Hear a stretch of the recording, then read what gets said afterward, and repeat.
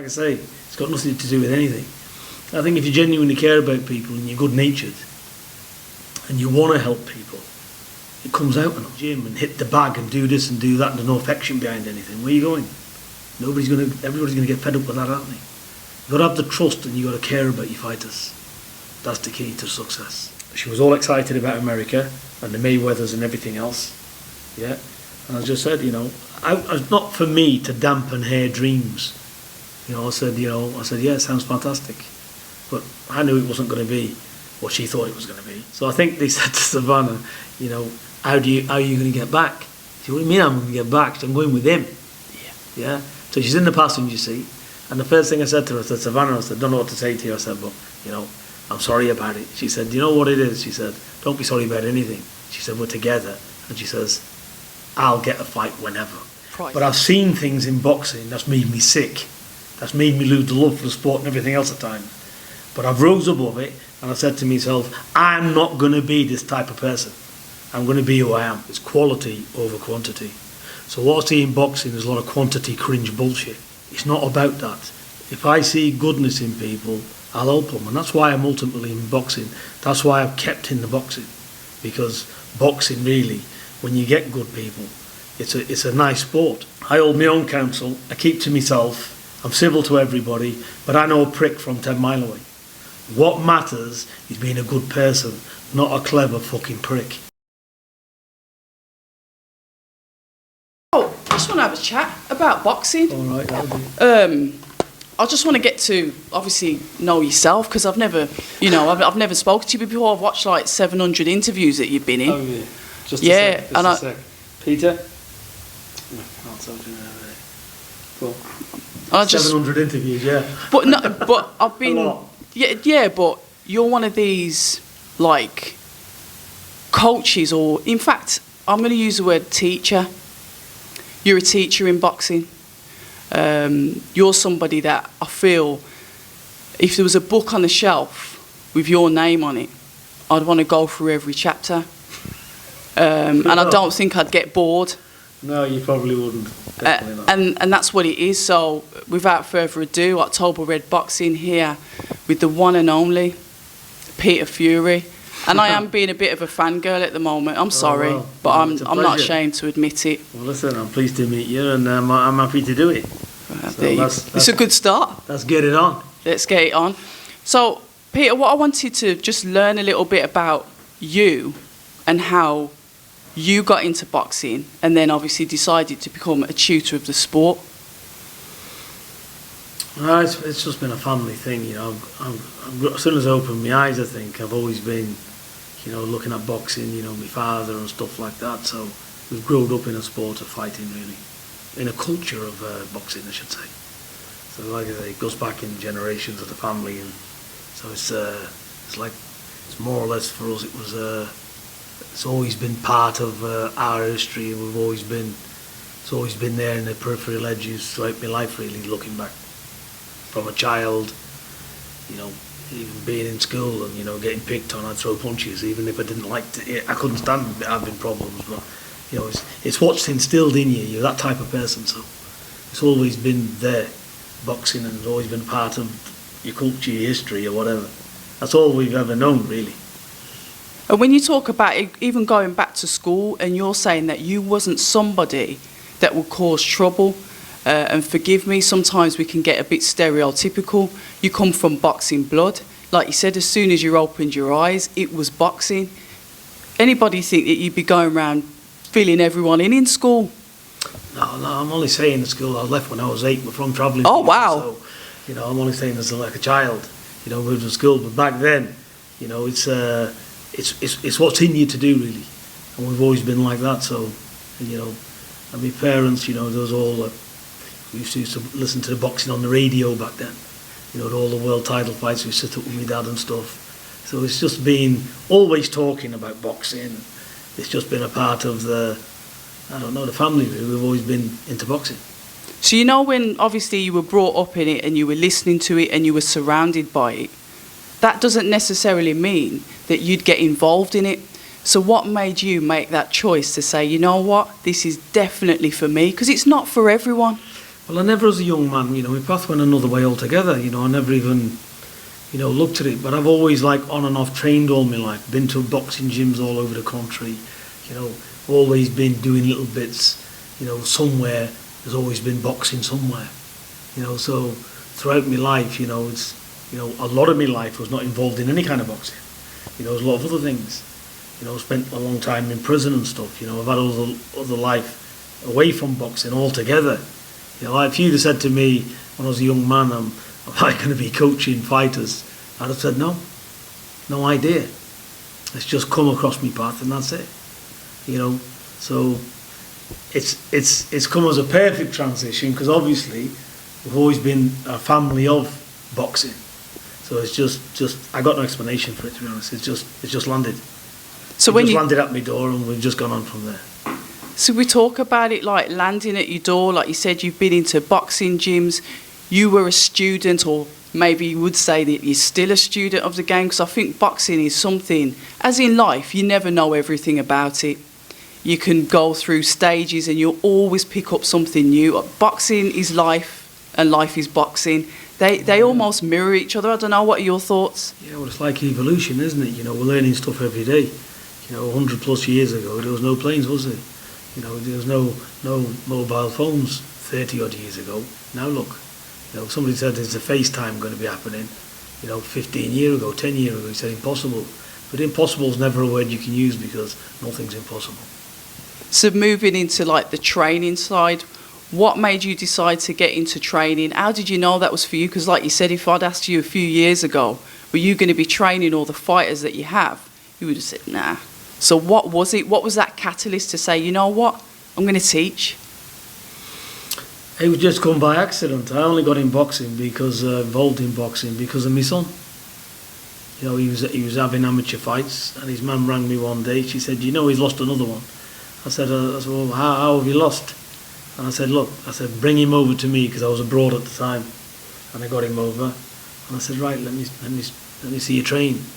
And I was looking at him and the things he was doing and I said, well, to me that's wrong. Now, I suppose I wasn't one of these where I'd look at it and say it's wrong because I'm a boxing expert. I don't think it's nothing to do with it. I think if you know what you're doing, you know what you're doing. There's nothing to learn, basically. It's just, to me, if you can do something, you know how to do it. And that's what I say, to be honest with you. I haven't studied a book. I don't look at other trainers. I don't watch anybody do anything. I do my own thing. And I instill what I believe into my fighters.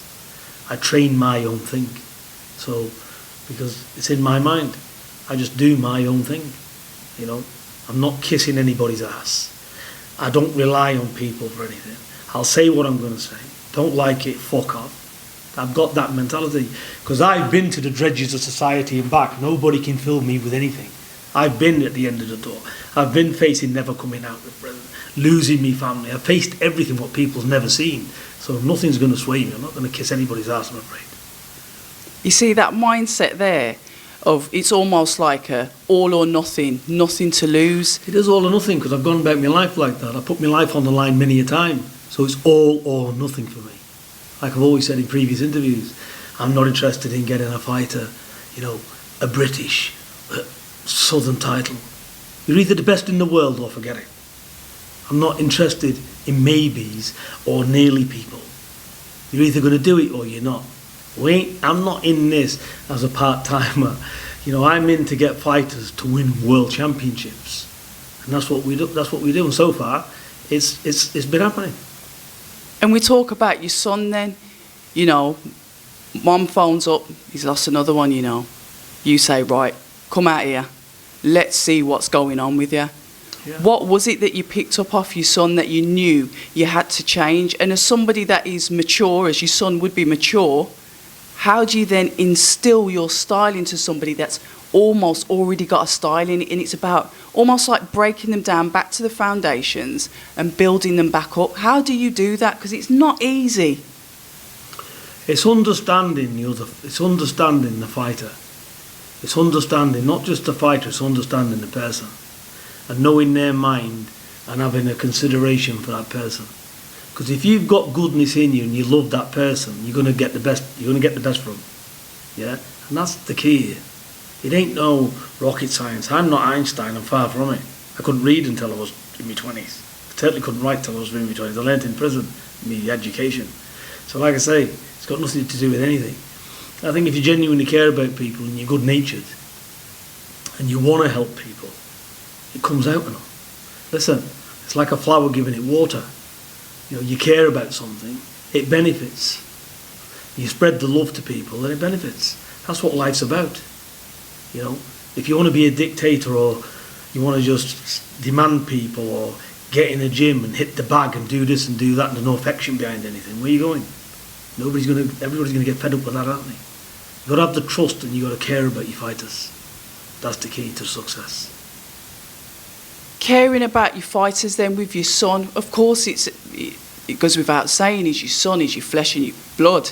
You was probably there when he was born, watching him take his first steps. There's that bond there, that precious bond that a father has with their children, of course, with their boys, with their girls, whatever it is. You can't compare to that, because a part of them loses, you feel like you lose as well. I can say that. I'm a parent. I get it.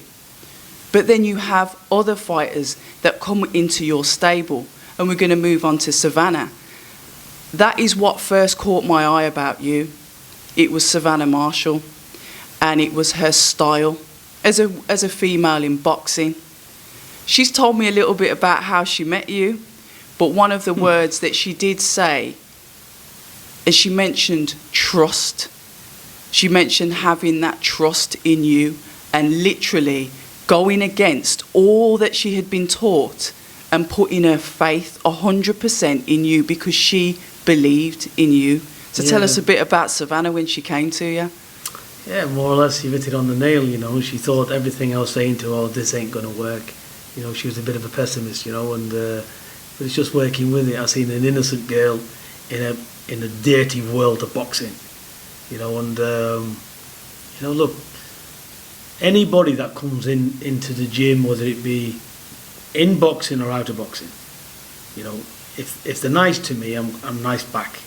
You know, that's the way I've always been. So I just seen a young girl that I was going to help. She asked me for my help, and I said I would. And I got her ready for her first fight in America. And that was it. No strings attached to her whatsoever. You know, she was supposed to be with me for 2 weeks. She had visa issues for the Americas, which got delayed. And then after about 4 or 5 weeks, maybe 6 weeks training, she got a visa. And then she said, you know, can I finish the rest of the camp off? And I said, right, finish the rest of the camp off. So she was with me for about 10 weeks. And then she literally went on a flight, done some shadow boxing and had the fight. So then she was all excited about America and the Mayweathers and everything else. Yeah. And I just said, you know, it's not for me to dampen her dreams. You know, I said, yeah, it sounds fantastic. But I knew it wasn't going to be what she thought it was going to be, because I know boxing, I know about life itself, but that's not for me to impart to a young person that thinks she's on top of the world and it's a massive opportunity and this and that. So she went over there and she phoned me after the fight in the dressing room, and you know, and things like that, you can't put a price on it, because it's that you were the first person she thought of. Yeah, exactly. So it's that appreciation, you know, and that goes a long way with me anyway. So I was over the moon for her, actually, because I know she wanted it so badly. And that was it. And I just said, look, I wish you all the best for the future. And she got on with the thing. And we never spoke for about, I think, she might have sent me the odd text or something. But that was it. So maybe 3-4 months went by, and I'm carrying on with my own fighters and just doing my own thing. As far as I'm concerned, Savannah's got trainers out there. She would have made whether she's getting on with her career. And then I got a phone call out of the blue and said, I'm coming back to England. I'm coming home. And I'd like to come and see you. But I thought she was coming to see me for a visit, because she wanted to come and see me. But obviously she come and see me, she spoke with me, and the rest is history. She's been with me ever since. That loyalty she has with you, I remember when, I think it was one of the fight camps, it was during lockdown. Yeah. And I think, was it yourself that tested positive with COVID? Because obviously they were being really strict. it's almost like she can't be there unless you're there. And it's that fighter, coach, fighter, teacher, fighter, trainer relationship that just goes above and beyond loyalty. I'm going to mention that. It's quite funny that, Okay. Because what happened with that, anyway, I'm waiting for my test, so Savannah said, I hope I'm not positive, I hope I'm not positive. I said, no, you'll be all right. I said, anyway, so she got a test from her, she went, I'm negative. So anyway, mine's never come through. Waiting till afternoon, it's not come through. Anyway, there's a problem, but they're going to send a retest. Anyway, come back, I'm positive. And back then, it was like COVID was a big thing. They come to the door, and they got masks on, step back. It's one of them. Really? So basically, escorted out the back door to the car like you're going to basically plague the world, yeah? Anyway, but that's precaution, whatever. And I get in the car, next thing, and Savannah's behind me. So I think they said to Savannah, how are you going to get back? She said, what do you mean I'm going to get back? She said, I'm going with him. Yeah. So she's in the passenger seat, and the first thing I said to her, I said, Savannah, I said, don't know what to say to you. I said, but, I'm sorry about it. She said, do you know what it is? She said, don't be sorry about anything. She said, we're together. And she says, I'll get a fight whenever. Priceless. It doesn't matter. You can't buy that. No, you can't. So, like I said, if I needed her or whatever, I know she's there. She's in my interest as well, like I'm in hers. So this is the thing. We're boxing. That's the beauty of boxing. That's why I'm still in boxing. Because of people like Savannah, because of people like my son, the other young fighters that got around me. That's why I'm in boxing. But I've seen things in boxing that's made me sick. That's made me lose the love for the sport and everything else at times. But I've rose above it, and I said to myself, I'm not going to be this type of person. I'm going to be who I am. And I'm going to stick to doing what I do. And that's being good with people. Because, you get good back. It's a good thing that you've touched on there. It's like you can almost be a diamond surrounded by dirt, and it's about still keeping that shine, still keeping your individuality, who you are, in such a world that can really. Boxing, I'm learning as I go along. It's not as beautiful and as shiny as it looks from the outside.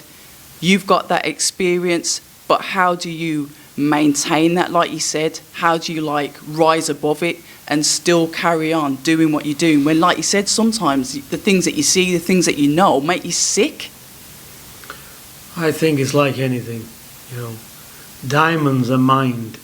That's why they're so expensive, because they're not coal, are they? You can go and get a pasty out of any corner shop. You can go and get McDonald's out of a fast food shop. Go and have a good Michelin-starred cooked dinner. It takes preparation, it takes time. Anything good is not in quantity. Takes time, yeah. So it's quality over quantity. So what I see in boxing is a lot of quantity cringe bullshit. Yeah. What I'm interested in is quality in people, because I know I give everything, my heart and soul to them, and that's what I want back. That's why I haven't got an army of fighters in my gym. I have the fighters that I want to have in my gym. So, and they can be, I don't care if it's family or who else, yeah? It's not about that. If I see goodness in people, I'll help them. And that's why I'm ultimately in boxing. That's why I've kept in the boxing. Because boxing really, when you get good people, it's a nice sport. It's a beautiful sport. I enjoy the fights and everything else. So I don't really think about too much about the shit. I hold my own counsel. I keep to myself. I'm civil to everybody, but I know a prick from 10 mile away. So that's it. Don't come and pretend to me, because I can see right through your body. I'm not an idiot. I've done more than you'll ever know when you've opened your eyes. Never mind about being Mr. Millionaire or whatever you think you are. You don't know what I'm worth. It's not about money. It's not about anything. We've all got money. We've all had everything. What does that matter? What matters is being a good person, not a clever fucking prick. That's it. I totally agree with you there, because we do live in that world of the glitz and the glamour and everything, shiny, everything's all proper. But then when you strip back all of that, what are you left with? What happens when you take all of those things away from people? The substance, it won't be there. Because there is a lot of people, well, not a lot, there are some people that lack that substance, that courage, that strength, that kindness, because they're so concerned with the exterior, how they look to everybody else, wanting to be liked by everybody else. Like you said, I bet there's people knocking down your door to come in your gym, to be part of your team, to be part of your stable. But like you said, 10 mile away, you can spot them. You're specific, you're choosy. You don't have everyone in there. I've had people come in my gym. If I can hold a spit bucket for you, Peter, that's all I want. I just want to be around you and all this. But it's a load of bollocks. Yeah. They come in because they want something. Yeah. I've seen it time and time again. I've helped these tossers, yeah, for the goodness of my heart. I've even had them at world title fights, and you know who you are. Yeah. Been treated them. They've got nothing. They come from nothing. They know as much about boxing as that earphone. Yeah. But I'm a kind person. Yeah. And I've seen how these try and use people, get in the gym to get their own stepping stone and do things. That's what you get. Boxing harbours a load of tossers. It seems to harbour the wrong type of people half the time. So yeah, I am a little bit reserved who comes in my gym in future, because I've seen it. I've seen what happens. I've been good to these idiots, yeah, and I've seen what they've done, you know. And now, I don't speak to them. I don't want to know them. But that's what you get in boxing. Everybody knows a better story. It's like building a world champion. Every Tom, Dick and Harry and his dog starts whispering in down the rear hole. Yeah? Because they can see a money train there. Hi, and thank you for watching October Red Boxing. Like, subscribe, and tap the bell for notifications. You can also find us on Instagram at October Red Boxing and on Twitter, October Red UK. And remember, at October Red, we stay ready.